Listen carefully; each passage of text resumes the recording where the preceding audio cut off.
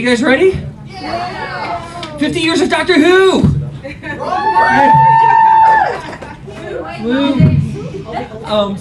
So this is the Read It Likes panel. We were going to start with introductions, which is what I like to do normally. We'll start here at the end with the lovely lady eating the lollipop. It's helping my sore throat. Totally, kids use that excuse. Jolly Ranchers, lollipops, hard candy, great for sore throats. If you want candy, just say you have a sore throat. Other parents in the room, I'm totally sorry. I'm Janine Spenlove. I'm the author of the War of the Seasons trilogy. And I have kids too, so you can tell them stuff like that also, by the way. Author of the War of the Seasons trilogy, and yeah, I have other stuff too, but I've got con brain right now. I'm super excited to be on this panel and super excited to talk about books and reading and fun stuff like that. I've got a 13-year-old of my own and a 16-year-old, so this will be lots of fun. My name is Tracy Akers. I'm a retired teacher. I've taught students pre-K through 6th grade, so I've had a wide variety of ages and learning modalities with my students. I also write books, and I write young adults, so most of my characters are teenagers or a little bit older, but there is one character in my book who I actually met at Universal Studios Islands of Adventure. I saw this little boy, and something about him just really inspired me to weave him into the story. And his name is Carrick, and he's 7. And I have to say I've written 4 books which have completed the series, and the most fun character of all my characters who I love, you know, very dearly, is Carrick. And if I had to cast the movie today, who would play Carrick, it would be this young man sitting on the front row. He would be my Carrick because he looks just like Carrick. Oh, yay. Go Carrick. My name's Brian Young. I'm a writer of many things. I write for like the official Star Wars website and Star Wars Insider and Huffington Post, and I also write books. My last book was a novel that I wrote that was inspired by my son and stories that we liked to read about or watch and tell each other. So it's about like a World War II soldier, and there's dinosaurs he's got to fight, and there's a spaceship, and there's time travel, and a monkey, and there's Nazis that are bad guys.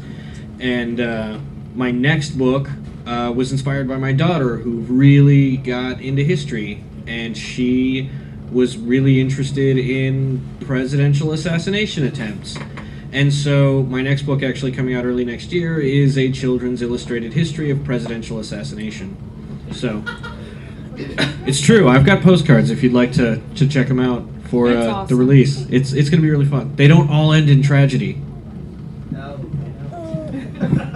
Brian's my kind of dad. Love this guy. I'm Georgia McBride. I am a writer of fantasy of all kinds, for teens, for middle schoolers, for adults. I'm also a publisher. I publish middle grade and young adult fantasy, big surprise. Also the mother of 2 awesome, like, fantasy-fueled, obsessed kids, 1-5, 1-9. 9 going on 14, that is. It's the girl. And I'm just happy to be here. 14 is the worst. I'm not ready. Can I totally call out that awesome Argyle sweater that's back there? That's his lady. Yes. I'm absolutely in love with your sweater vest. That is awesome. Oh, okay. Oh, nice. Argyle skulls. And I am the moderator / host of this panel, because I think host sounds so much better than moderator. I am an author, I'm an editor, I'm an anthologist. I have a new anthology coming out called Writers for Relief, Volume 3, which is going to be benefiting the Oklahoma tornado survivors. And I have a wonderful news story by Janine over here, which I'm very excited about. I also write for Yatopia. It's a blog, and the way I got into their little circle was they met me at DragonCon. I also do my own a Doctor Who podcast called Galaxy Pirate Radio. I also have a new board / card game coming out, which is actually teen and tween fun and appropriate. But the real reason why I'm here is I am a YA librarian. I deal with some of the younger patrons, the teens, the tweens, all in between. And actually this year at DragonCon, because they forced me to write a book about it from the track next door, the Why You Lit track. I had this crazy idea. I use pop culture to get books into teens' hands. I use and tweens. I use video games, TV shows, and movies, and they're like, really? Isn't everybody doing this? And they asked me to do a book, and I did a book, and it is actually being released this weekend. But yes, read alikes. And I am going to call on you guys in the audience because you are sort of the target here with what you might like, what you like to read, and what might be similar. And of course, I left all my notes back in the hotel room, thanks to allergies. But I did scribble some stuff down. And we'll start with you guys up here. Especially you, a parent. When your daughter says she likes something, I mean, be it a TV show, be it a movie, whatever, I mean, where do you go to find something that might read like something she enjoys? Well, our situation's a little different. Our daughter, she's 13. We adopted her 2 years ago. She's from Africa. So she came at 11 years old not really knowing how to read. And so she's learned in the last couple of years. And so for us, primarily, it was anything she at all showed even a little sparkle of interest, we were putting in her hands. Even if it was things I absolutely hated. And I just, like Twilight. She loved it. And I was just happy she was reading 4 giant books. But then we talked about it as well. And then I said, well, if you like Twilight, why don't you try reading my book? And not that I want to put the two of them together, but, it's fantasy and girls, whatever. So try to find something like that. Plus, I just pay attention. She's watching Doctor Who and really liking it. Okay, so is it the time travel aspect that she likes, or is it the relationship part of it that she likes? Because even though we've only been her parents for 2 years, things that grabbed her attention when she was 11 are very different than the things that grab her attention now that she's 13, almost 14. So it's all evolved. I guess it's a really long, meandering way of, I just pay attention and I offer her a lot of things. And when she picks up a book, I tell her what it's about, like kind of the cliff notes, and then she'll either read it or she won't. But she's very much in the phase of, well, what does mommy like? I want to do what mom likes. Because she wants to, I don't know, she thinks I'm cool sometimes.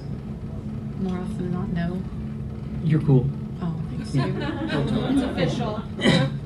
Oh, before I totally forget, Brian and I have free chapters of our book here, so while you're waiting for panels and stuff, you can have something to read. So we'll give this to you afterwards if you want it. You're also a parent.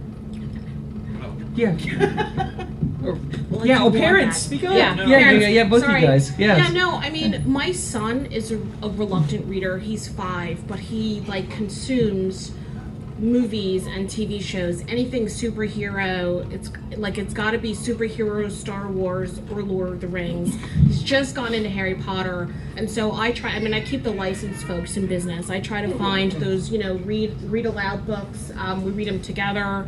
And he's actually learned to read from that kind of material because that's what he's interested in. My daughter is kind of the opposite. She'll pretty much consume anything, and Janine, just kind of like you, she tries to emulate a lot of the things that I do. So she wants to be the fantasy girl, and so she kind of tries to anticipate what I'm going to be into and kind of beat me to it. So there's that little 9-year-old jab that she gives me too, but she really enjoys the new Percy Jackson film just came out, so she actually sat a month before the film came out and read all of those books from start to finish, and so she'll do stuff like that. So it's great to have kind of that extra support. I feel like the other media supports my efforts as a parent to get my kids to read. With my kids, if anybody follows me on Twitter or Facebook, you know that my children are completely insane. They like really weird stuff. They did not fall far from the tree. And so my son, getting him to read stuff, it wasn't a matter of tying it to a TV show a lot of the times or a video game or anything like that. His thing is he's 11. And he has a D&D group at school, and they go and they play D&D, and the only thing he wants to read are novelizations of the games and things, and he absolutely adores those and eats those up. My daughter, on the other hand, like, she doesn't like reading much at all, and getting her a lot of that tie-in stuff works, but the problem is her taste. Obviously, if she's interested in, like, history and presidential assassination, it's not the average. And so this is why I'm writing books like this, and I'm afraid the next book I might have to write for are, like, Lovecraft children's stories.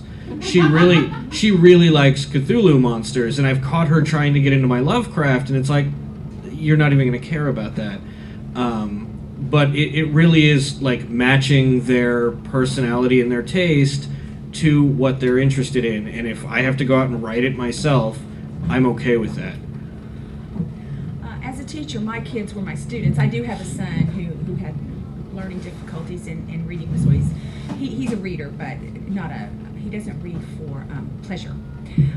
So for my students, I had a lot of students who had difficulty reading, and I guess I had all age groups, and we'd have them all in the same room at the same time during book reports. And I tried to make sure that I tried to make book reports fun, because I didn't want them to read something and, oh, I gotta do a book report. So, you know, I made sure there was a different genre each time, and we were all gonna read nonfiction, or we're all gonna read science fiction or fiction, so that they could all be introduced to the various genres.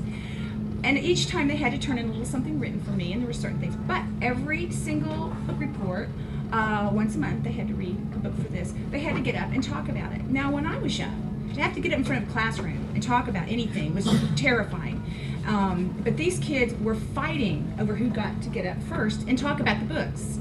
And I found that the kids were inspiring the kids to read, just in their own simple language. It wasn't, they hadn't taken speech. It wasn't a formal presentation. Them just getting up and talking to the other students about, it may have seemed like a boring book initially. If, like, someone might look at the kids, you know, they're into the covers. If they look at the cover, I'm not going to read that. But if another student was up there talking about that book, suddenly they all wanted to read it. So young people referring books to their friends, or maybe find a friend that you two can be reading the same book at the same time, and you can compare what you think about it, what you think of the characters, and what you liked about it, what you didn't like about it. Oh, well, let's start maybe the next one. So if you get a group of friends reading the same book at the same time, it's an awesome way to gain new insights. They may have seen something about the character of the story that you didn't pick up on, and you can really have some pretty cool discussions about those books. So my recommendation would be, ask your friends what they're reading. Maybe you guys read them together, and you guys can get together and really bash them or praise them or just figure things out together. Yeah, one thing I noticed, which is interesting, that your daughter likes more nonfiction type stuff. I mean, a lot of librarians I've dealt with in my circles, they never think about the nonfiction book. Nonfiction books, especially I find, especially the younger readers, they consume just about anything. And the one series that popped in my head, especially with talking about presidential assassinations of all things, and I don't know how old she is, but the Wicked History series that they did, Scholastic did, it takes all these crazy dictators or just Rasputin, just all these historical figures that were wicked, and they do these really phenomenal condensed histories. I think they're better than some of the adult books, because they just give you the information. They have these wonderful pictures, everything from photographs to illustrations. I'm a huge supporter of those wicked history books, and I just wish they would make more of them. But I mean, they're a great series of books. There's also the Who Was series. You know, they have like, well, who was Abraham Lincoln? And yeah. The survival series, I Survived, and then the wonderful one about, you know, World Trade Center and all kinds of different things. So I think they're making a really great effort. I see a lot of this happening at the Scholastic Book Fair, and I just want, you know, parents to be encouraged that not everything out there is like all fantasy and kind of made up worlds. There's a lot of great nonfiction stuff happening. It's funny, the Who Was series is actually what prompted her to ask for a book of her own to be written, because it wasn't like topic specific, it was all individual person specific. And not all of the books covered all the history that she was interested in, and it was really specific. But yeah, we went through and we did find that stuff. I hadn't heard of the Wicked Histories, but I'm gonna get into those. Yeah, no, they're some of my most checked out books, because we do school outreaches where we actually drive the bookmobile, which is my car loaded with books. And like when I do like the middle schools, I actually bring a chunk of nonfiction, because they will consume nonfiction books like it just blew my mind, because when I go to the high schools, they want the graphic novels, or they want the new popular fiction. So it's a really interesting dynamic of what they're reading. You just never can tell. And I am going to get my one little horse here about graphic novels and comics and stuff like that, because a lot of parents don't think, that's something that could get readers or their children to read. I'm actually dyslexic. I have a speech impediment. And for me, my speech therapist said, get me to read. And for me, it was comic books and Star Wars. And then it rolled into other things that I like to read, because I started playing D&D, and when you mentioned that they want to read the adventures, that's where I went. The Tolkien, all that stuff. So and then I also went on to graduate college, get a master's, everything else. So yeah, for a guy that started reading funny books, and a lot of them are SAT rated too. So I just had to say that. My son, I'd say about 50% of his reading is role-playing books and books based on role-playing books, and books I force on him, not force on him, but encourage him to read, like Tom Sawyer and Huck Finn and stuff like that. And then the other half is comic books and manga. That's where he gets it. He really likes anime, he really likes cartoons, and he's reading so much of them. I talk to the librarian at his school, and it's just he's in there 3 times a week checking out new ones and returning the ones he's been reading. So it's checking up on him. He's reading way more than I realized, and he's out there doing it on his own, and it's with comics and graphic novels and stuff. As a language arts teacher, I encouraged them to read comics, graphic novels.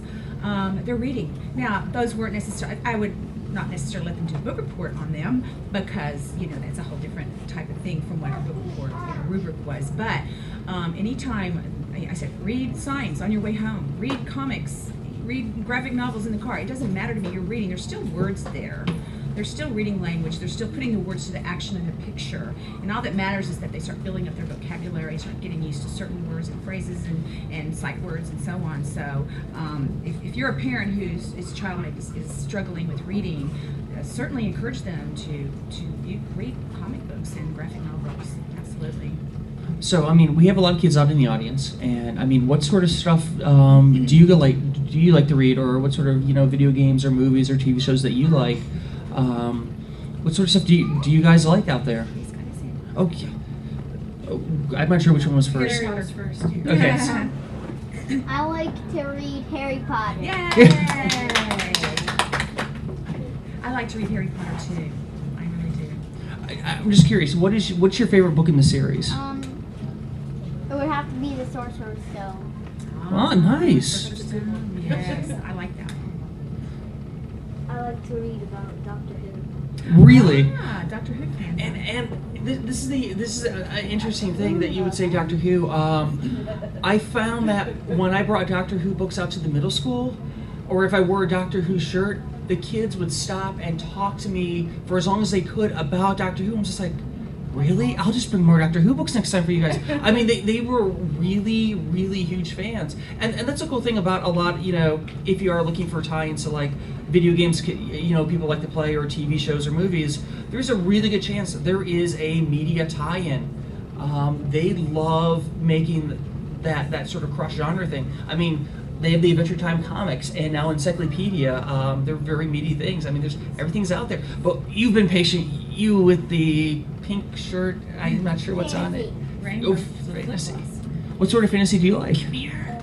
All kinds. What's your favorite book? Yeah. What's the last book you read? The last book I read was,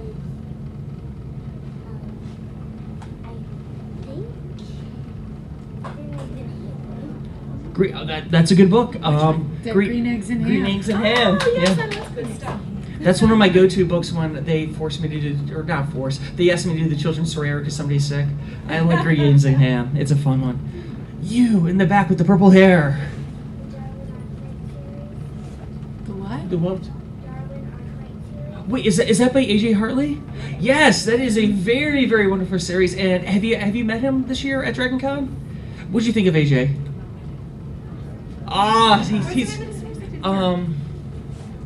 I can't pronounce it right now.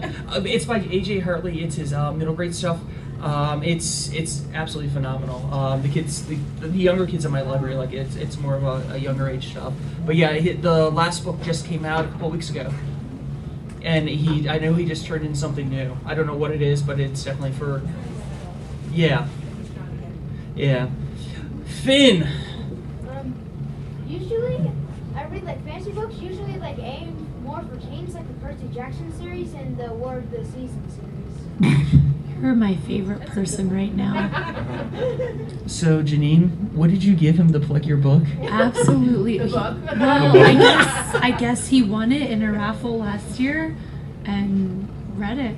I didn't pay him, I promise. I just I'm about to. You want some candy? Well, I don't have any. Honestly, I'll say this much about your series is because I've known you forever. I actually brought them into the library. They stay check it out on a regular basis. So I mean that makes me happy. That makes me really happy. All the way and back.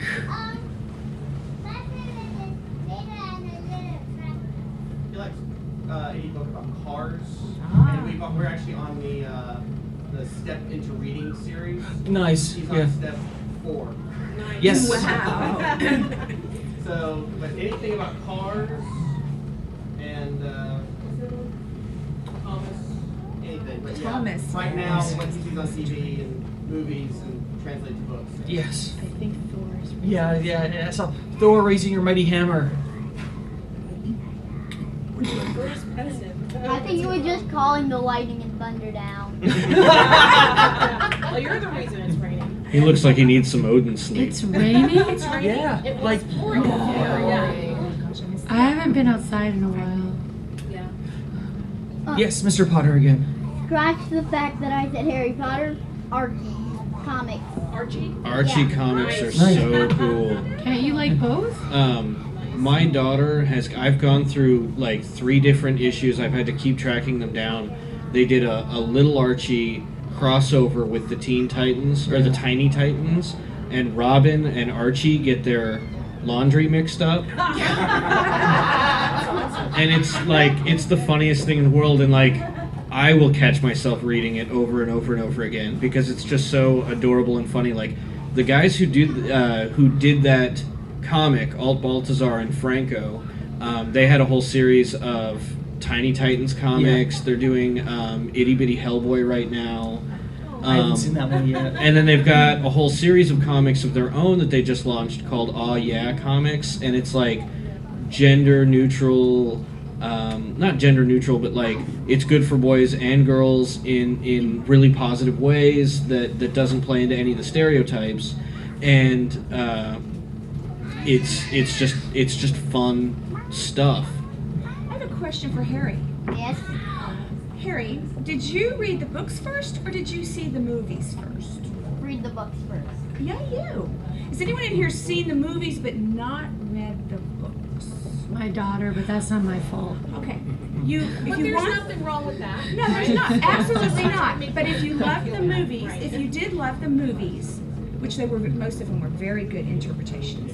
But if you want to know more about the Harry Potter world, and if you did enjoy the movies, then I would recommend that you do start reading the books because you will learn so much more about the Potter world than you saw in the movies. And as amazing as the movies were, since we're talking read-alikes, I would recommend that you try book 1, see what you think.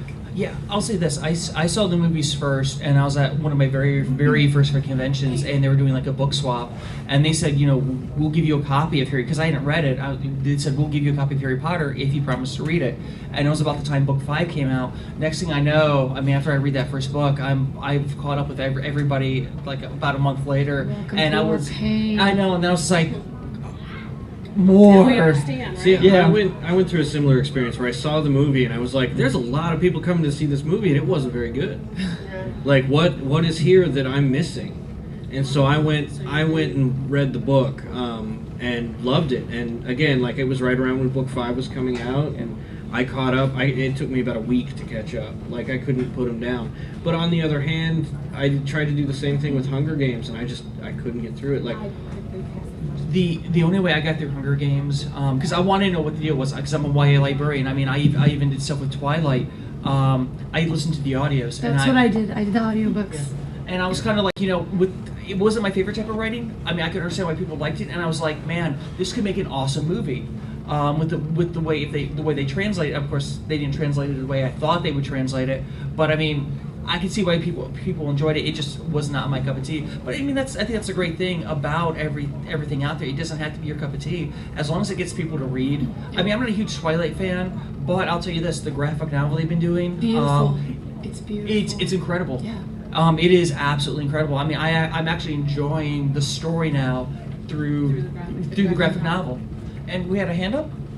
Do you do a little happy dance when they come home and say, "Oh, the book was so much better than me"? Oh, I mean, all the time. Though, I mean, every once in a while I do get it. I do get this question. I just saw Abraham Lincoln Vampire Hunter. Can you give me because they read the book, then they want the next one in the series. I'm like, that doesn't have a series, but I'll give you a book about the real Abraham Lincoln. It was Abraham Lincoln Vampire Hunter that got my daughter interested in presidential assassinations and that whole history thing, and that's exactly what did it. And I was a little wary to take her to go see the movie, but she laughed hysterically through it. She thought it was the coolest thing ever. Yes, it's a great thing. Awesome. You never know what's going to connect the dots that make people love to read. And we have Finn again. While we're on the subject of books and book movies, I saw the Percy Jackson movie before I read the books. I thought that the movie was awesome, but then I read the books and I was like, this isn't Percy Jackson. This is a fan fiction. Oh, it's actually should have been I was actually really excited. I had never read the Artemis Fowl stuff until I got a free copy of one of the audios, The Time Paradox. And I was like, man, this is incredible. I mean, this is, it's a villain boy book and stuff like that, because honestly, it is hard to get, I think boys are a lot harder to get books into their hands and get them reading, because girls, just, you give them a book, they'll consume anything. Boys are a little harder, but when I heard that Disney was going to be turning them into movies, I was like, I did my little happy dance, because I'm like, I can't wait to see this stuff, because Aaron Colfer, can do no wrong for me right now. I love what I heard. I had students who could not read, and they were in the 5th grade, and one of my earliest teaching experiences, and they had language learning difficulties, and some of them absolutely could not read. 5th grade, mostly boys in the class, and so I hadn't read this was before the movies, the Harry Potter movies, and I had not actually read the Harry Potter series myself yet. Actually, all the books weren't out yet, and I had tried so many different things to capture these boys' attention, and nothing worked. So finally, I just picked up a Harry Potter and just started reading it cold turkey to the boys, and they were so. Just from their attention was captured immediately. So I started working in other lessons, just weaving in examples out of the Harry Potter novels. And then when the Scholastic Book Fair came, and there was a little Harry Potter paperbacks, most of the kids in the class, they went and bought the books. They could not wait to buy the Harry Potter book, and they would say, what page are you on, Miss Akers? And they really couldn't read it with me. They just want to know what page I was on. They would open those books and follow it, which was great, because if I told them, okay, go down 2 paragraphs, look for the indents, we're going to start there. I really do think that was and I'm sure you guys have heard this before, that was the magic of Harry Potter series, at least for my students, is that Harry brought a lot of young people who were having difficulties and felt like, I can't do this and everybody can do this, what's wrong with me? And I think Harry Potter books actually turned some non-readers into readers. So I will always be loyal to Harry Potter and J.K. Rowling. Even adults, I think. Yeah. Right? I mean, I would see adults on the subway in New York City, like, just missing their stops because their heads are, deep into Harry Potter. It's fantastic. Yeah, Harry Potter was generational. Yeah. Everybody in the family was reading it. It was amazing to see. There's a reason why she's richer than the Queen of England right now. Yes. Honestly, I've been working in libraries 10 years now, and I've not seen anything come that close. We had a lot of people reading the Twilights and stuff like that, but there was something magical that happened. Harry Potter hit at the right place at the right time. I mean, everything lined up, and it just became this generational thing. It's true. My husband doesn't read fantasy at all. I mean, he's not into that. And one day we were having a tropical storm. We live in Florida. We were having a tropical storm. All the electricity was out. We were just pacing around the house, relying on the light filtering in through the windows. And I was so excited about the series because I had just read the first one, maybe the first two, and had been going on and on about how impressed my students were. And he was just not bored. I said, read this. So he started reading it, and the first one to grab the car keys on the day that the books would come out, he would be up at the crack of dawn, and he was the one with the car keys going, I'm going to get the Harry part in the hard one. And I'd have to pace around his chair waiting to read some of it, So, yeah, it is. That's why we had to start buying 2 copies in my marriage so that we wouldn't get divorced. Yeah. Exactly, that's right. And I would say I think this is interesting in England, and I wish they would probably do this more here in the States, is they had 3 different sets of covers. One for the young kids, one for like the teens, and then one for the adults. Because they knew that everybody was reading it, and they could all have their own copy and stuff. Hey, at the library, have you ever seen, because I've seen this in my daughter's school, she's in grade school, and I was shocked in like 3rd, 4th, and 5th grade, there's a lot of peer pressure with reading, so you have to make sure that you're reading. I mean, this is probably for geeky kids, right? I don't think everybody's doing it, but you have to be reading kind of what everyone else is reading. And I remember in 3rd grade being shocked at the time she was 7 that book was James Patterson graphic novel of his teen series. I can't remember the name of it. Is it the Angel? Maximum Ride series, and I was like, really, at 7? And but this is what all the readers were avidly reading, and then you couldn't keep it in stock in the library. Yeah, no, I mean that's the one thing we've sort of done. It's been really interesting since we've been doing the bookmobile. We've made coming to the bookmobile cool, and like everybody wants to be able to get to because it happens during lunch, so I mean people are trying whenever they can get there to be able to check out the books before somebody else checks them out, because I mean we can only bring so many in my car, but it becomes a real competition to see who could check out what first. I mean it's like it's a cool thing to go, whereas when we first started it wasn't like that. So I mean yeah, I think there is that thing. I mean it is a matter what they're into. Reading is becoming cool. Yeah, I think there's something to be said too about not just the peer influence, but the influence you have as a parent or an adult around the kids. And sometimes it doesn't come from trying to force them to read, but putting it in front of them and just waiting for them to pick it up. I know my son, like, I was really excited for him to read Tom Sawyer, and I bought him a really, really cool, like, copy with illustrations by one of my favorite comic book artists, and it was like, he was doing frontispieces for each of the chapters and stuff, and I bought it for him, and it sat on his desk for probably 2 or 3 months, and I went out of town for a convention, and all of a sudden, as soon as I got back, all he could talk about was how much he loved that book, and he thanked me for getting it. And to be honest, I'd forgotten I bought it for him. And it was giving him his own time and not harassing him about it, and bringing him there to that. And I don't think any of his friends have probably read Tom Sawyer, and there's different approaches. You don't have to force it either. Yes. My oldest son was a good reader, but was reluctant to jump from little books to like Harry Potter. Our bigger. He was intimidated by it. So somebody gave me a great hint that totally worked. We got the audio book with the book, and we would sit in the car. Every time we drove somewhere, we would play it, and he would follow along. And when he realized it's not that long of a book, that was it. He was hooked, and now he'll read. That's how my daughter learned how to read. It was actually so when she first got here, we didn't do a lot of television. We don't do a lot of TV. So I gave her my old iPod and loaded all the Percy Jackson books on there. She popped the earbuds in and read through the books. But I made him hold the book. And And she. No, what I'm saying is she held the book too. And I did that with my son. He that's how he prefers the Harry Potter books, is listening to the audio and following along. But we also did. I did that with Peter and Max, which is a fantastic book, and Will Wheaton reads the audiobook.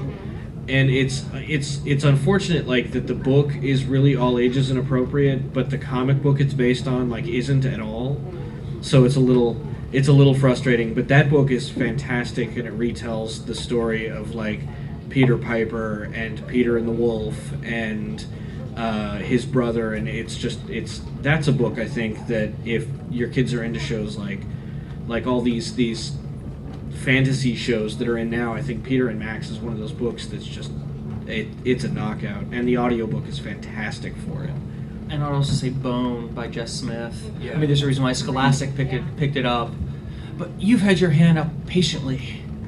I also like Archie comics. You like Archie comics And too? here's my little nerd fact about Archie comics. People don't realize they've been around as long as Marvel and DC. I mean, they're the oldest, if you want to call them, independent publisher of comics out there.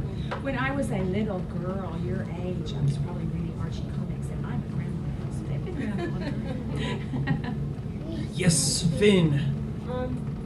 I'm not saying that video games are necessarily like the number one way to teach someone to read, but if they're really having trouble, well, like obviously you're not going to learn to read by Call of Duty, but a lot of games, if it's like a dialogue heavy game, then you might be able to learn to read from it. And I've even heard some games that are sometimes qualified as like interactive novels, where basically you're mostly just reading the entire way through, and occasionally you'll do like a yes, no thing. But Choose your own I adventure. agree with you 100%. That is a great point. My son, I'm a horrible parent, but my son has had a DS since he was 3, and he would come to me and ask me, Mommy, who is this character? What does this say? And I said, if you don't know how to read that, then you're not old enough to play this game. And that's how he started to learn words. Now they're all like names of characters, but there's also instruction. So he would learn, how to read the instruction to play the game.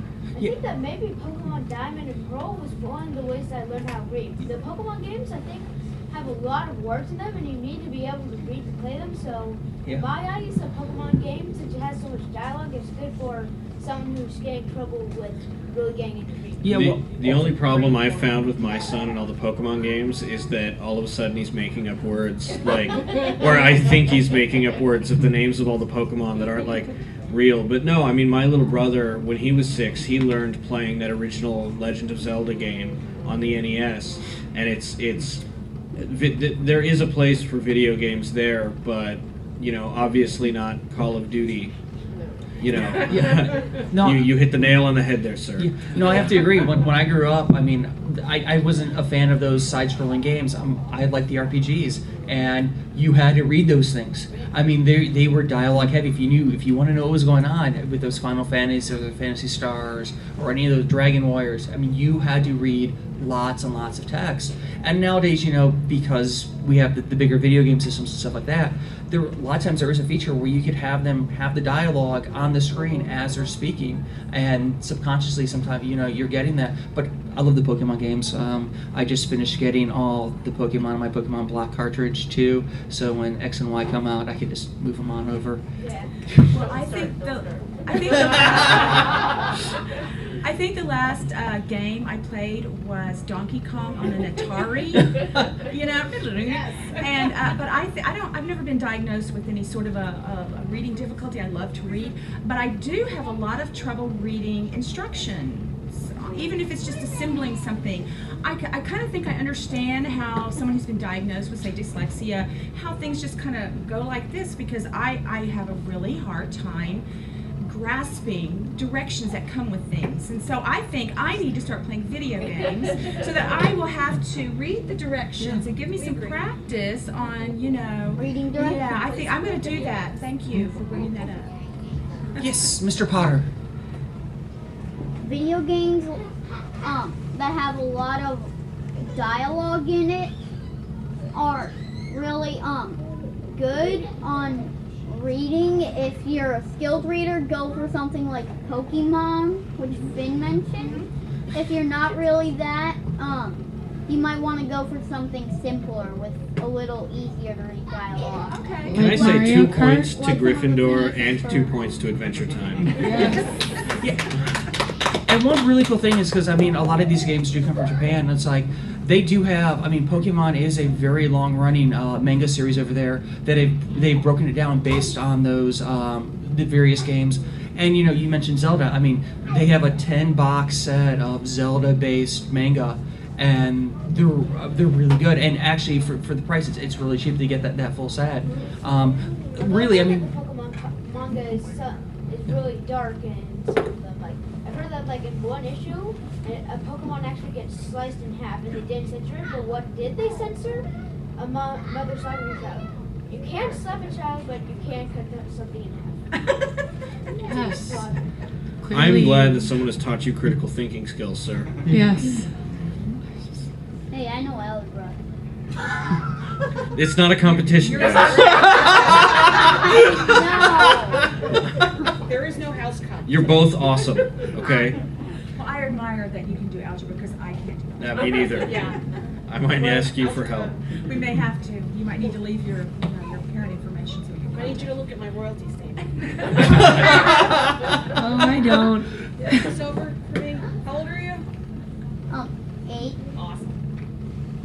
you find yourself a new career. 8.5, actually. I'm 43 3/4. I'm not saying. I'm sorry, I'm dying. The allergy medicine I'm on is like really slowing me down now. I'm sorry. All I can say, everybody my age, is that I realized just this weekend when I was on a Disney panel for the Kaleidoscope, is that the original Snow White came out 17 years before I was born. So, yeah, that kind of puts it in perspective. So. Do you want to say something? Did you have your hand raised? So are there any other like TV shows or movies or even books that you like to read that you want to share with everybody? Yes. What? I like Pokemon Black and White. So. Ooh, Dan, if you'd like that, I would say, read the manga. It's really good. Yes.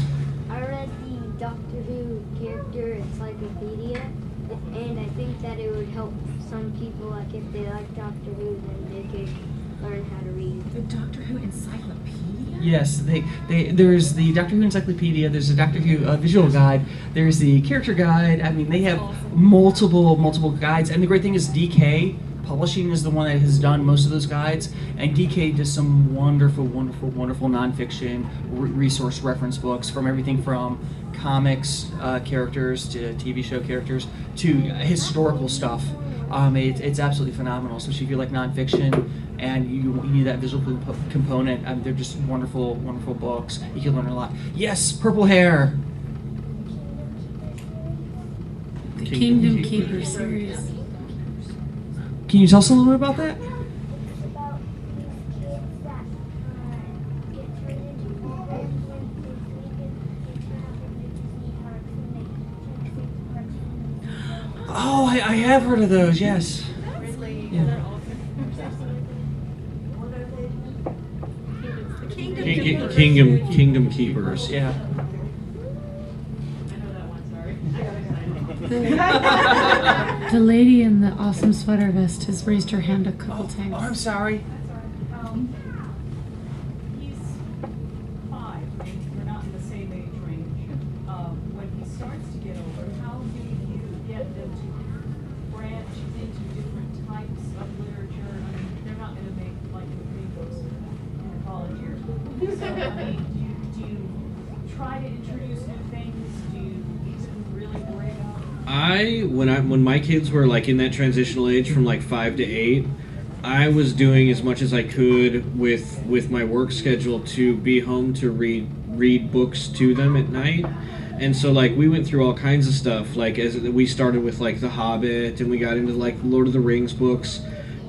We read Ender's Game. We did the John Carter series, like the Princess of Mars trilogy, and we just tried to get different flavors of stuff. We read when they were about 5, we read out loud together the Bone comic series by Jeff Smith, and it's just I would just do it myself and read a couple chapters a night to them. And there was a couple of books we read, all the Alice in Wonderland books and stuff, but there was a couple of books, I don't even remember the titles, where we'd get a few chapters in and they'd just say, we don't really like this, and let's try something else. And We run into that a lot. What happens, what we've been doing is he reads a story before bed, and then we read a story before bed to him. And when he picks his story, we know it's going to be Doom Turtle, it's going to be Cars,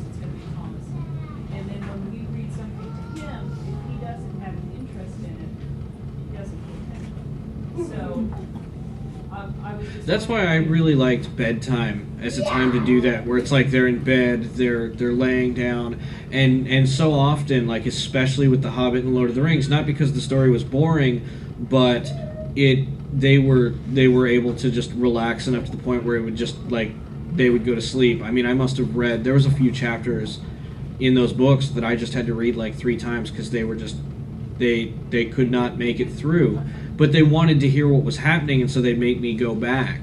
You know, I couldn't recap that for them. So, sorry. No, go ahead. I'm sorry, I didn't mean to cut you off. So like I said, daughter older, so I can only go back to my own childhood. We had 5 kids in my family, and for me, you know, I was always like, give me the books as much as I can. But my other 4 siblings were not that way at all. They were not readers at all. And my parents, you know, this was before you could put DVD players and stuff, because I'm old, in your cars. And so they would do the cassette tape audiobooks. And it's the only time I've ever actually seen my brothers read is we would get to our whatever destination and the book would only be halfway through, and the idea of having to wait a week or 2 before the next family road trip to get the end of the book was horrifying to them, and they would pick it up and they would finish reading it. So that's one thing you may want to try to do. I don't know if you have like a DVD player in your car or video game system. Maybe don't do that, and maybe try for an audiobook and be like, your entertainment is either you get to sleep or you get to listen to this audiobook. And they do, I mean, you can find and just about everything on audio. I mean, all the really good stuff. I mean, because we have a audio book collection in the children's department in the YA teens. But I just want to say, you know, thank you for, you know, being willing to, you know, bring reading to your kids, because I see so many parents where I'm at that could care less, and just the fact that you care, they're eventually, regardless, they're going to pick up reading. I mean, I think it's a key component for a lot of people is the parents. Our parents read to us. We're both fairly intelligent. We love history. He's starting already with trains, and I just want to make sure that he stays with it. I don't want him to get bored with it, or all the books in the school are boring and I'm not interested in it. So. Audiobooks are great. I think some of my best experiences, like some of the experiences that still stand out and I can remember stories vividly, were ones that were above, that I think my parents thought were maybe over my head. Like I remember we went on a road trip one time, and I was probably 6 or 7, and I had my 3 other siblings in the car, and they were all a year younger than me, and they were listening to the audiobook of Stephen King's short stories in different seasons, and it was a fantastic audiobook. There wasn't anything that I don't recall that there's, but I mean, my parents, for some reason, like somehow I got to watch RoboCop, so I don't know, maybe their judgment was just out of whack, but like those stories were like riveting to me as a 6 or a 7-year-old, and I have like vivid memories of every single one of those stories. They were all short, they were easy to digest. No one thought that like I was listening to it so intently, but they stuck with me, and I got through my Stephen King phase when I was in like 6th grade, you know, and that was it. Like, and so I don't think necessarily feel like you need to play down to them. Everything that you think maybe is over their head might not actually be. I mean, my daughter is always asking, she's 9, like I said, going on 14, and she's like, Mommy, when am I going to be old enough to read your book? Or when am I going to, she'll see me reading something, when am I going to be old enough to do that? And, you know, my son he just loves story, no matter how it comes to him. A lot of times we don't read at night. I tell him stories. I struggle making up these stories to keep him entertained, but for me, it's just sharing stories and getting him used to sitting down at a determined time to listen and to understand and engage with an actual story. And some of the most enjoyable moments that he has in his day include the story, because it's always like, oh, we'll do part 2 tomorrow. And sometimes I forget, and he's like, Mommy, you forgot part 2 of, you know, whatever story we made, whatever I call it, you know? So for me, you know, I'm not necessarily concerned that he's going to be bored, because I know that there's all kinds of different ways that I can share stories with him and he can engage with content. And it seems your boy's already off to a great start. I don't think you're going to have a problem with him at all. I was just going to say, all you guys are like really wonderful parents. It's awesome. I wish you guys were coming into my library looking for books. I'm not gonna lie. Can I ask a question? Yes. Finn, how old are you, if you don't mind me asking? I'm 11. How old were you when you read my first book? I think I was 10 when I read. Yeah. Okay. And I asked that because I wrote that book for most of the people who read these books tend to be people who look like me. Women my age. Yeah, I don't know why, but I usually read books that are more in for like teens. My point is, he's 10 years old reading a book intended for just don't play down to your kids, I think. That was the deal my parents made with me when I was a kid that really got me excited about reading. Was they were like, I really love movies because I just loved stories, and movies were really important to me as a kid. They're still really important to me, just as modes of storytelling and the language of cinema and stuff. And there were movies I wanted to see, but they were like rated R or something. And the deal my parents made, thinking I wouldn't read the books, was, well, fine, if it's an R-rated movie and there's a book about it and we have it and we can give it to you, if you read it and can tell us about it, then you can see the movie.